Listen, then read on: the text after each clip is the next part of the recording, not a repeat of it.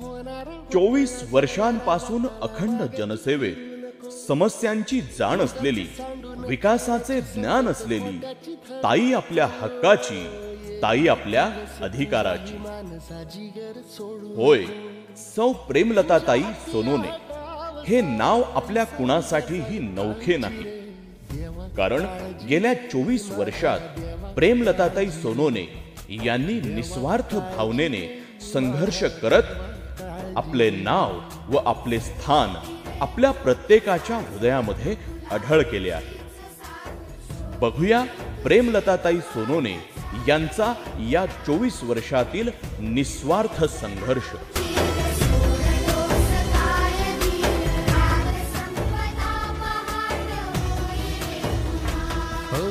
देवा काळजी रे माझ्या देवा काळजी रे. मोताळा तालुक्यातील पिंपळगाव देवी हे माहेर व मोताळा तालुक्यातीलच मूर्ती या गावातील सासर असलेल्या आंदोलन सम्राज्ञी सौ प्रेमलताताई सोनोने यांनी जनतेला न्याय मिळवून देण्यासाठी रस्त्यावर उतरून जीवाची पर्वा न करता शेकडो आंदोलने केली.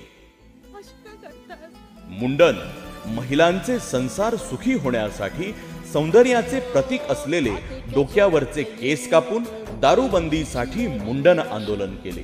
सपान गाठीला धरत वेठीला कशी रे सुटावी आशा, अवसेची रात नशिबाला पुनवेची गाठ पदराला.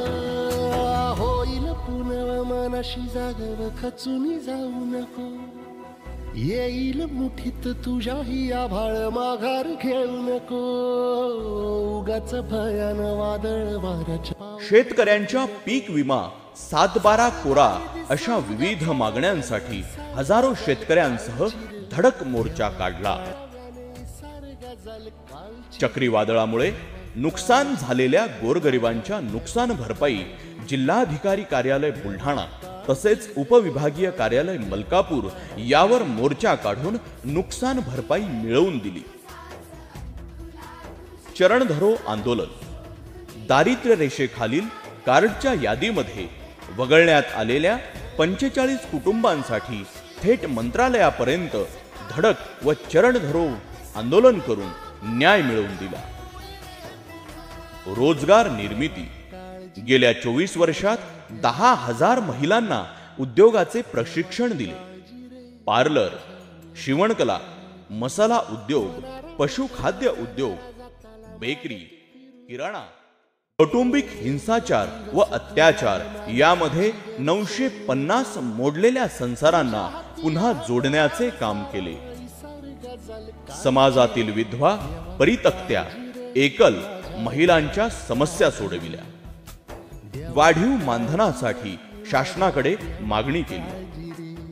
कोरोना काळात गरजू महिलांना कागदी पिशव्या, कापडी पिशव्या तसेच मास्क शिवण्याचे कार्य देऊन रोजगार निर्मिती केली.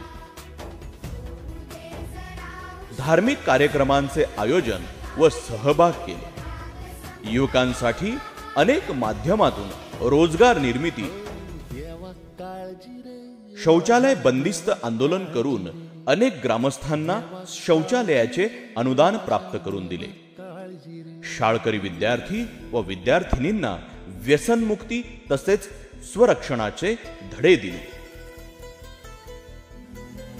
आपल्या या ताईला आपण सर्वच खंबीरपणाने साथ देऊया अशी अपेक्षा.